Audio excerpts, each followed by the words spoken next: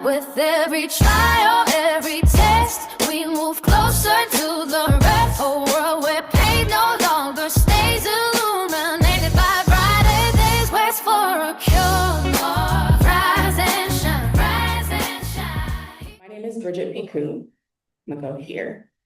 I work for the WELL Project. We focus on women and girls living with and vulnerable to HIV. And my partner in crime today is I'm Danielle Campbell.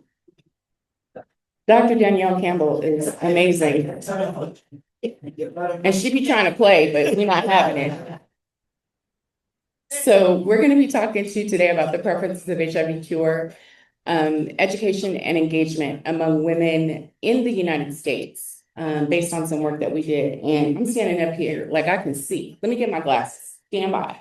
Are these those or the white ones? The white ones. Okay, hold tight. You keep going. Okay. Something to say? Lewis got us. I mean, he's magic, right? Period.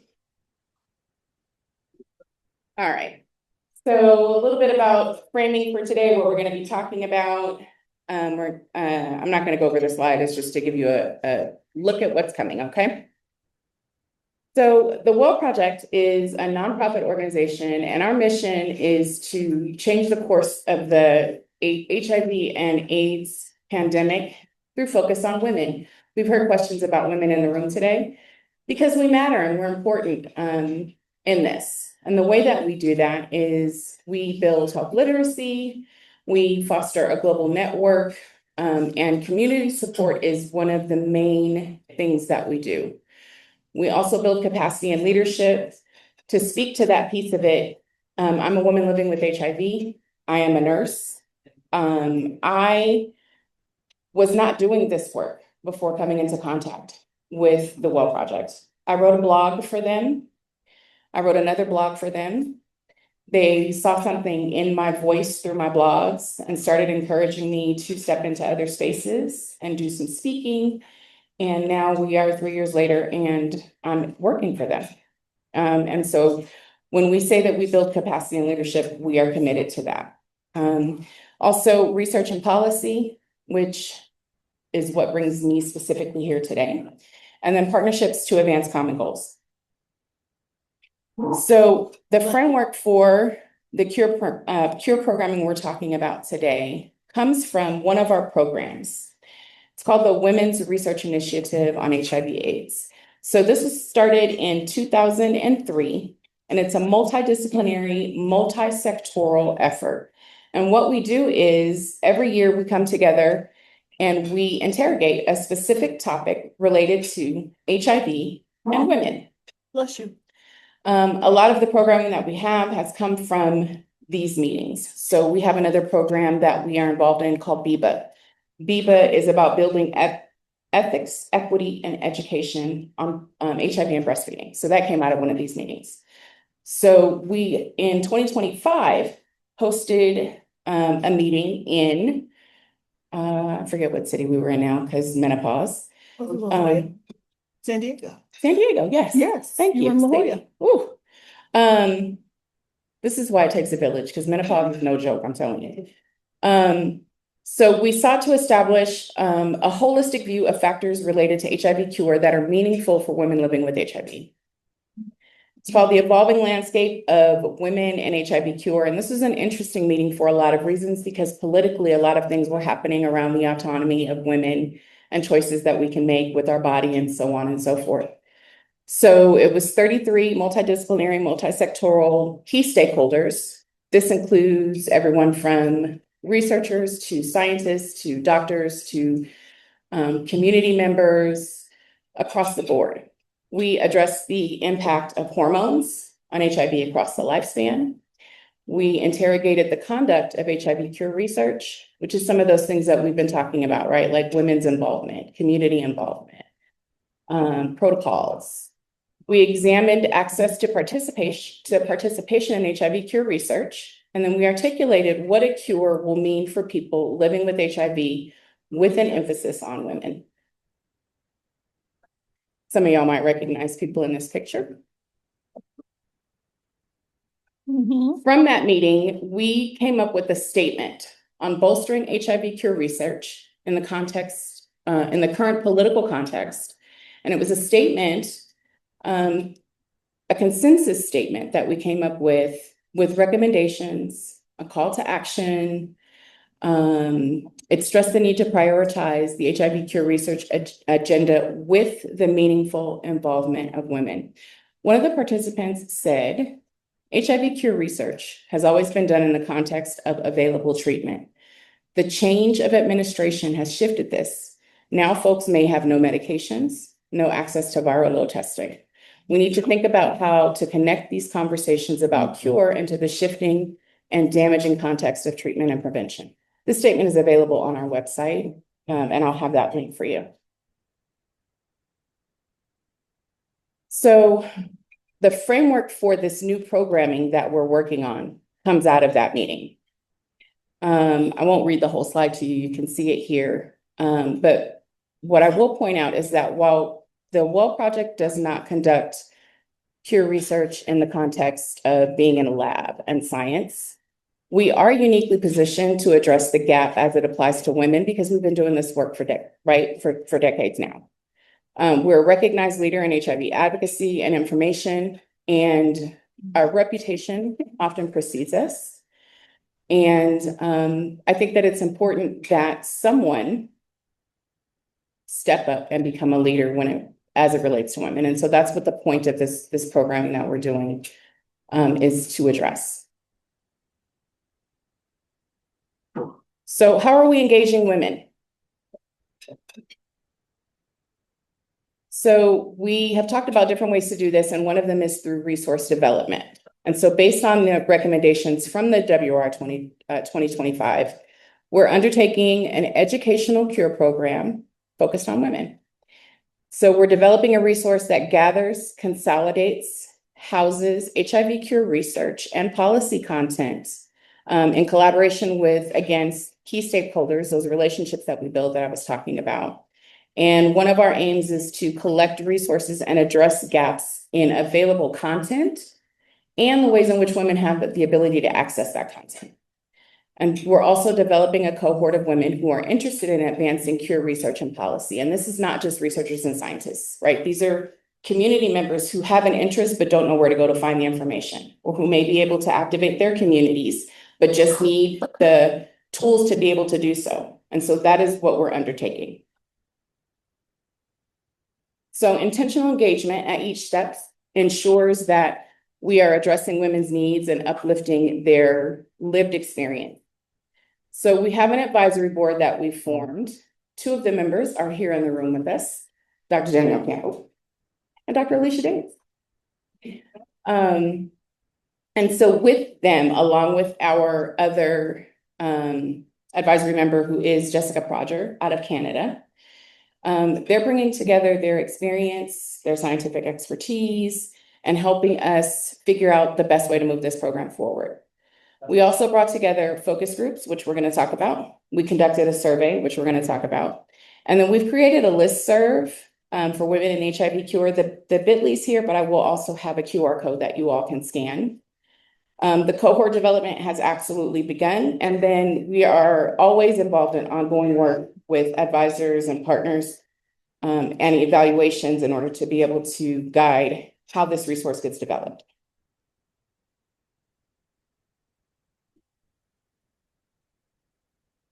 Well, thank you, Bridget. I don't know what the first time. That one. Sorry. All right, so when Bridget's talking about this resource that we want to build on behalf of women to look at preferences around HIV cure research, there's been a lot of questions today about what women want, what we ask them. Novel concept, right? Ask women what they want around HIV cure, and then I'll address your question around how you engage women in HIV cure related research from an ethical and meaningful approach. So Bridget mentioned that we conducted focus groups. So there were 2 focus groups. We had about 21 women across gender diversity, across age, I said gender diversity, racial ethnic representation, and then varied HIV serostatus. And so we really wanted to understand how women living with HIV perceive HIV cure research, because apparently there's not enough participation and not enough in the literature to better understand that. So women commented the following: a level of familiarity, willingness to participate, perceived challenges, quote unquote, and views on the political impact of HIV cure. So what does HIV cure mean to women? And not only what does it mean, but how do we access resources to better educate and empower women to occupy space as it relates to cure? Shout out to our colleague from Thailand who had a single female identified participant as part of your research. Wow, we love you. And we expect that when you come back, you'll have more. Okay? So you'll notice. But here are some of the preferences of women. Here are some of the demographics of those who participated in our focus group. So 90% identified as women living with HIV, 70% or 75% identified as cis women, and whereas the other identified as trans. We had a strong representation of ages between 30 and 39 and 50 and 59, which speaks to where cure conversations could be happening. And it also speaks to where else we need to go in reference to what the US-based epidemic looks like amongst women. So were women familiar with HIV cure research? Perhaps almost half said slightly, 30% said very, and then we had a moderate representation of those who said they were moderately familiar with cure research, and then that's 10% who says they're still not familiar with HIV cure research. So here's what women had to say. When asked, what does an HIV cure mean for you, right? Because these are very important perspectives to capture. Women said overwhelmingly to remove HIV completely from the body, followed by to use HIV treatments to control HIV. Some were unsure and others had other things to say as described here on the slide. When asked about their level of comfortability with participating in cure trials as a person living with HIV, some folks said very comfortable. So again, contextualizing some of the insights that other folks have had to say as a part of their research, it isn't that women don't want to participate in cure research. It isn't that they require or present a burden to your scientific outcome. What it requires is a strategy that you are not comfortable or familiar with to engage women in research. We must remember and commit to changing this perception that women are difficult to enroll, because we're not.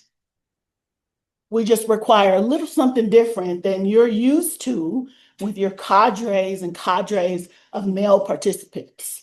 And I'll leave that there. Okay? Perceptions of top challenges or barriers to cure research. Lots of women had to say safety or side effects, trust or distrust in HIV cure research, and that expands beyond just cure research, but the research industrial complex overall. Because of these perceptions that women are difficult to reach or not interested in participating in research specific to cure, then that distrust and mistrust is perpetuated, right? We don't like to be seen as difficult or challenging. Well, again, think a little different. Add a budget line item to address the lived experience of women. Time commitment, knowledge and awareness about HIV cure-related studies, access to studies or trials, and then that stigma. We can't overstate that enough. Can I add something about that? Absolutely. I just want to add a little comment about stigma, because stigma comes up over and over again as a precursor for why people don't want to get involved in trials, right? Particularly among women. But I just want to make a note of the fact that trust and distrust scored much higher, much higher than stigma and bias. And that speaks to something, right? It speaks to the fact that if we can trust you, then we may be willing to set aside what we perceive as stigma in order to be involved. And so I think that it's really important that as we start to shift language away from how difficult it is to enroll women, we also start to shift language away from just calling stigma and having it be that, and recognizing that there are things that are underlying that impact the perceptions about stigma. Absolutely. And start addressing those things as well. It's also important to know representation. This was a conversation for and by women. So we let our hair down a little bit and we're much more willing to share transparent dialogue. So preferences of women. How far away do women think research and science are away from a cure? Some folks believe they'll see it in their lifetime. Other folks said maybe 15 to 20 years. And then there was almost a third of folks who said, I'm not confident I'll see a cure in my lifetime. And perhaps that's where each of our colleagues who preceded this presentation could and should focus. Women are not confident that we'll ever see a cure in our lifetime. And it's great that the studies focus on the geographic regional burden of HIV, but more than 50% of new HIV diagnoses sit in women. So your advances must be scalable. And if you have one female identified participant, good luck with that scalability. We become an afterthought. All right, more preferences. If you're a person living with HIV, how impactful do you think an HIV cure would be on your life? An overwhelming majority of women said very impactful. So women are invested in the conversation around cure. But again, some barriers around participation get in the way. So my concern is that a cure could be very impactful for science, but implementation will fail the same people. Implementation will fail the same people, especially women who have not been equitably reached by biomedical or treatment advances. I hope if we leave you with nothing else as it relates to women, this sentiment is what you'll take away and commit to doing better. So our findings on the focus groups, a little bit more tease, and then we'll let you all ask questions. So the conversation prioritized experiences around lived experience, practical experience in both HIV research and science. We aim to identify solutions for the meaningful engagement of women with resources that centered women in HIV cure research. So here's what folks had to say. Trusted resources, where do women consume content as it relates to HIV cure? By women who look like me, my own research, specific entities within community. So shout out to the Well Project, TAG, the ACTG, the HIV Prevention Trials Network, and the CFARS, providers, community networks. Just know that women consume information around HIV cure from a diverse representation of sources. Go back one second. Sure. Thank you. So what I want to note here is one of the things that came up in conversation is that women have concerns more and more about the reliability of information that they can get from official sources, right? And so they're leaning into community networks. They're leaning into the specialty spaces that we have, like media, like the networks, right? And so it's really important. And that's part of the reason that what we're doing is so important is because as that trust continues to erode, which I think is happening in real time, we need to have sources that we can trust, that we can go to find this information. And that's why it's important for those of you who are in this room, no matter how you identify, to get involved and provide resources that you may be aware of, that you may know about, because everybody doesn't know everything, and we don't know what we need to know until we need to know it. And so sharing resources is really important. And so while this work is centering women, it's okay for those who identify as other to get involved and help support the work, right? Period. Because at the end of the day, HIV cure is supposed to benefit everyone. And we're not trying to leave anybody behind. We're just trying to make sure that everybody is equitably involved. In particular, those who have been historically excluded. So heavy on the women and the women's participation. Thank you for that, Bridget. So as we round the discussion about our focus group findings, some guidance on resource development from participants. They need the communication to be clear. They needed to be evidence-based, clear calls to action. Myself and a group of global community members and investigators wrote a paper that provides a very framework guidance on how to meaningfully include women in HIV cure research. So I'm hoping that our downloads increase after this conversation today, in particular amongst those who were confused about or needed additional assistance around understanding strategies to meaningfully include women in HIV cure research. So it's Campbell et al. It was published in JADES, and it includes a wide swath of investigators and community folks who weighed in on this very critical conversation. So this conversation should not be a one-off.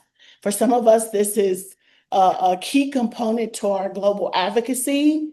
That should include mainstream viewership on TVs, ads, radios. It should promote a wide range of voices, including researchers and women who have been cured of HIV. So all of us. So guidance on outreach before we delve into some of the key takeaways. Engage with the existing advocacy. So many folks in this room have talked about they have a mentor for the CROI. You now become responsible for carrying this information forward as a part of your advocacy. So snowball recruitment is always a great way to include and engage those of us who are not often privileged enough to be at these tables.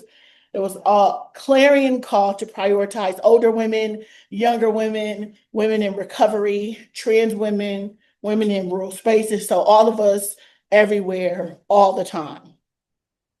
Continue to maximize your outreach through surveys and newsletters. Word of mouth can be overstressed enough. Clinics, cabs, and support for women living with HIV to do all of the things, right? So it isn't just research, but it's research and policy to ensure that these conversations are meaningful and equitable as we move forward towards a cure together. So key takeaways, Bridget? Ma'am.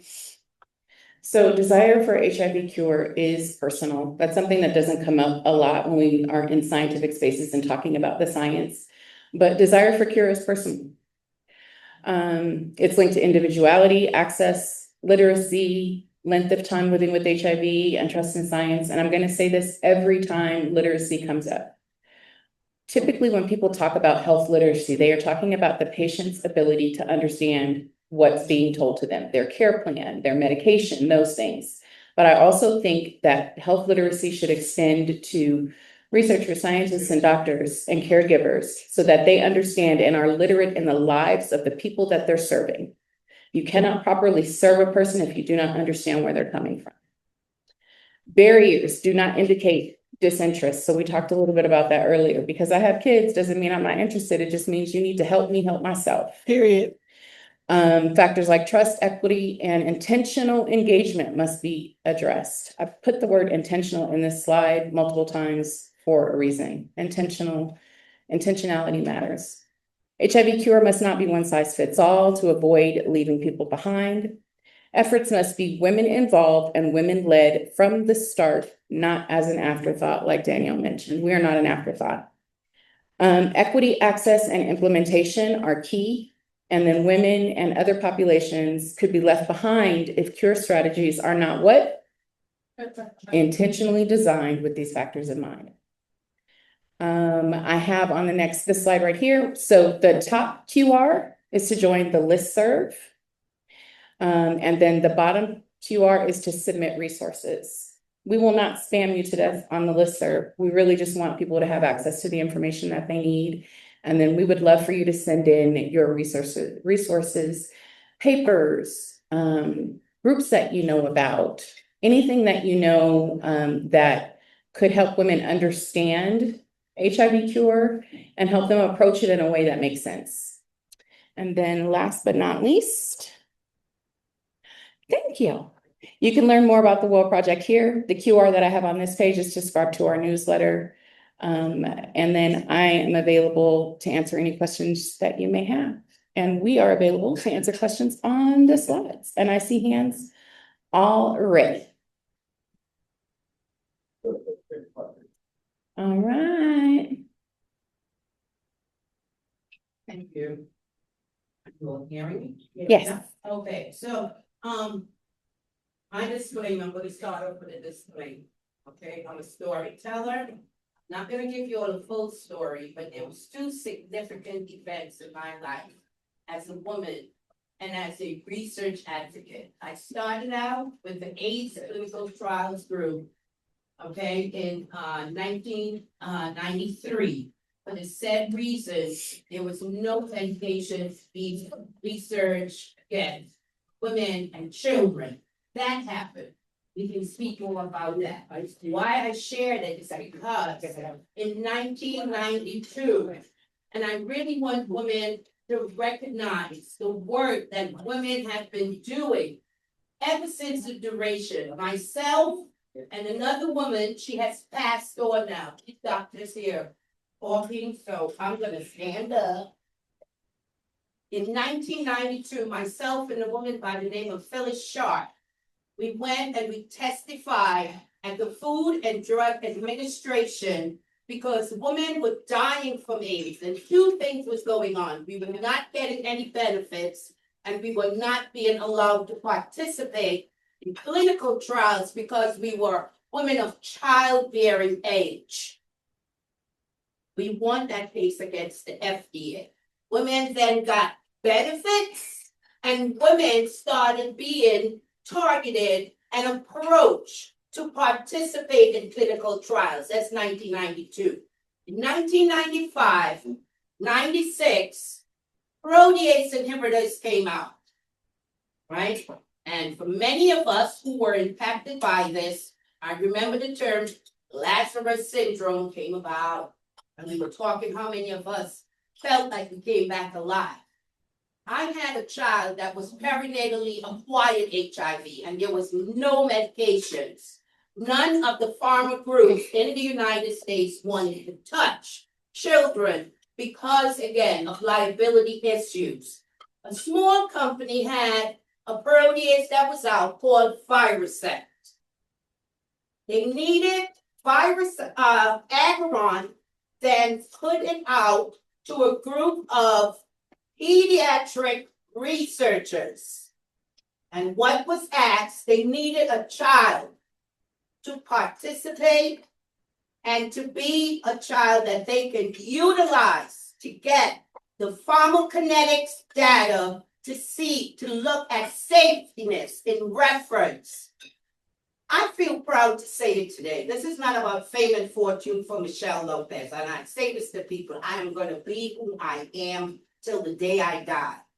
My daughter, Raven Lopez, was 5 at the time, and that was the child that I offered up to research. And why I did it is because I met with the team that wrote the protocol, and there was things that I asked them.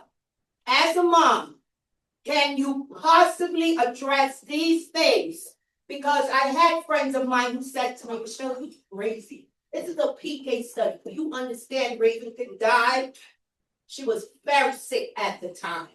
Raven made it possible because within that 24-hour period, anyone who knows about PK studies, the success came about.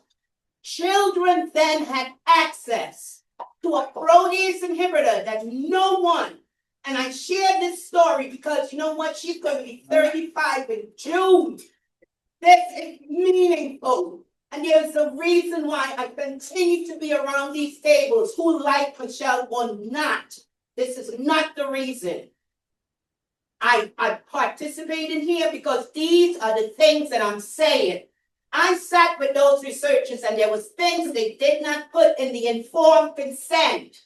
And I said to them, these are the things that is a priority for women.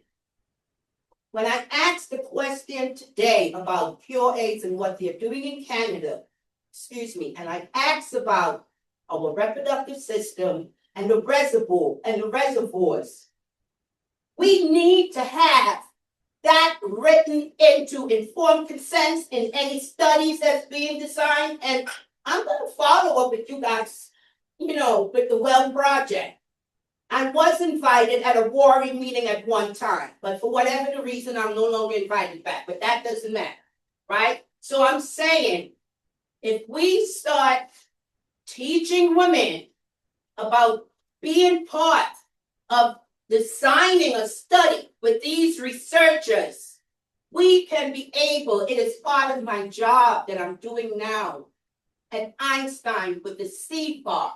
I have gotten a group of 11 individuals from the community who is now going to be sitting with different researchers, helping them because they are interested. Nobody's saying to them they have to do it. To design the studies, it's going to be community driven. I'm saying this to say, some of us may think it cannot be done. It can be done. Absolutely. Thank you. It can be done. I want to say I appreciate your passion. I absolutely appreciate your contributions. No one can deny your contributions to the work. And your passion is part of the reason that we need to involve women more so, because women are willing to give as much as needs to be given to get to the result. And so thank you again for that. Know the things that we can work with researchers and do. Yeah. Yeah, it's like I said, we don't know what we need to know until we need to know it. And so thank you for sharing all of that with us. So we appreciate it. Danielle, you want to? No, Danielle, I think she testified, honey. okay, Always love it. absolutely. Mhm. My question is. Oh, and I'm sorry for those in the chat. I don't know if you heard her or not, but she was telling us a very moving and impactful set of circumstances that have happened in her life, that she is that has led to her contributions to this work. And so we appreciate that. Yep. I'm sorry, I didn't hear that. Shari said she would like to, yes, absolutely. So Raven shared that her daughter was a catalyst for protease inhibitors, and Shari's is saying that her son is alive because of that. And that is women at work and incredibly meaningful. As we always do. Hey, But over here. Okay, my question is about the survey, focus groups you did, which was across everything. So it was 20 that did the survey and 21 different focus groups. 20, yes, And was the survey, that was obviously on the phone, Correct. and the focus groups on person on Zoom. on Zoom. It's a reason you limited it to 3 because statistically, in statistician will tell you that circumstantially there could be bias on diversity. I mean, or is that statement about not getting rid of police? I mean, to do a survey, it's nothing. I would think it would. So the focus groups weren't empowered to assess saturation, right? Remember, this is qualitative research. So power isn't a chief consideration. What we consider is saturation, and these are preliminary findings that could then be conducted in larger groups of women to bring a diasporic response. What we're presenting is survey data from those 21 women. It's descriptive. Okay, so you want, I can do a survey of hundreds of women? So the idea is absolutely for this programming to continue to grow and for us to reach as many people as we can. So we're not stopping here. And the idea behind presenting this is a snapshot of women's thoughts and opinions. All too often, we don't hear the thoughts and opinions of women. And so this is a way for that to happen in a space that it doesn't often get introduced into. So absolutely, we plan on growing. Like I said, the point of us having the listserv and the place for people to commit resources is so that we can continue to grow this. I would love for this program to expand so that we can do surveys of not just hundreds of women, of thousands of women, not just here in the US, but across the globe, because we also know that perspectives can be a little bit different between here in the US and what they may be globally. So absolutely. What's the question in the chat? Patricia asks, are there any suggestions on how we can consolidate our efforts when we when time and funding are limited, make sure that all the amazing efforts happening in separate entities like the MDCC funds, et cetera, are shared and achieve our goals? Literally why we're trying to create this resource so that we Yes. can put things together in one place, because I cannot express to you the challenge that we had trying to find resources, like specific entities specifically related to HIV and women cure. And so that's what we're doing right now, is building this space. Like I said before, it is our hope that this continues to grow. We are a tiny but mighty team at the Well Project. And so that is why we are engaging this group of folks, all of our partners, the people that we can reach out to, snowballing, word of mouth. So each one teach one, so that we can continue to not only grow it, but find some funding to make it bigger, to be able to do additional things. And so that is a really great question, and I appreciate that. And I hope that that means that you're going to sign up and get involved. Or even give some fundraising. That part. Other questions? Sure. Thank you. I've been in Something, thank you, this room. For me, it's not more of a question, it's more of the suggestion of how can we move forward in terms of doing more of the women empowerment. Since we all agree that historically women were disregarded on healthcare system. And now we know the gap. What's the strategy moving forward to close that gap? Where is the starting point of trying to close that gap? If I'm saying that's the starting point, the issue of the maternal health is more of the global issue than the geographical issue. And we need to take that into consideration. And each and every women living with HIV is suffering from the inner disease that each and every guidelines or regimen of antiretroviral is not women friendly. How to move or to turn around that issue and make the policy change? Thank you. So Benedict's question was, where do we start with women's empowerment and policy and healthcare associated considerations to bridge the gap that we see? And to that, my good sir, what I say is, we also need the involvement of men, right? We need other people to help champion our cause. We need other people to say our names. We need other people to recognize and challenge the systems that are created right now and help change those systems. Because until we do that, we're getting places. Women are fighters. We have fought to sit at all the tables that we shouldn't have to fight to sit at. But we can't do it alone. We could, but we shouldn't have to. So Bridget said it nicely. I'm gonna say as a follow-up, remember your paternalistic viewpoints and how you carry the patriarchy into the rooms in which you sit. Bridget said we had to fight for a seat at the table. Who's at the table already? Not us. So check that privilege when you're in the room and there's a bunch of folks who are not representative of the group from the health topic to which you are discussing. Take a pause and say, hey, perhaps we need to get some women in here to talk about women's health issues, right? Fight the women's box. Yes. And I also missed you on the Team Women call. Don't do it, did.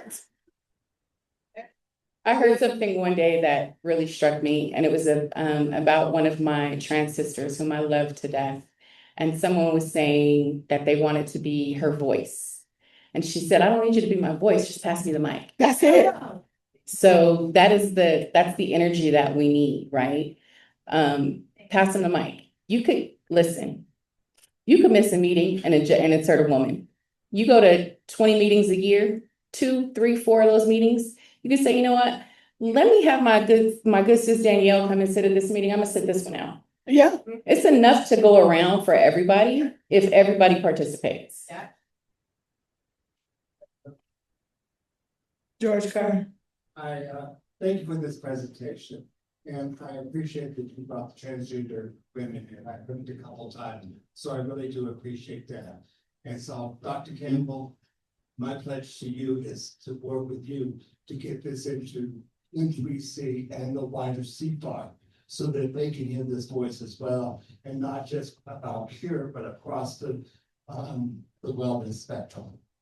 Thank you for that. George Kerr, Chair of the NBC, is on the record, Zoom people, saying that he's going to single-handedly work to infuse conversations around cure within the CFAR networks. So we heard him leveraging his power. And it's the whole executive committee. Uh-oh. It's not. That was the executive committee. We got you, George. It will be that, but it's the whole team. We appreciate it. Thank you for that. Questions over there? I can't tell. I don't have my glasses Any on. Any questions? questions on Zoom chat, Jeff? All I see is a 26. Questions in the room? Yes, I can do that. Okay. Well, it's very strange for me to ask for a round of applause for myself, but I'm gonna do it anyway.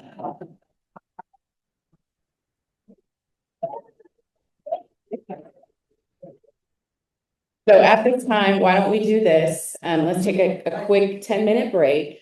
It's hot in here. Y'all bodies have warmed up. Do what you need to do. Please, let's keep it as close to 10 minutes as possible. For real. So that we can be respectful of our other speakers and keep us moving. Appreciate your time. You guys are doing really well. I'm very proud of you. Thank you. See, y'all really need a break because there is no enthusiasm. Please go take a break. Zoom chat, you may do the same. We will be back. Mhm. Waits for a cure.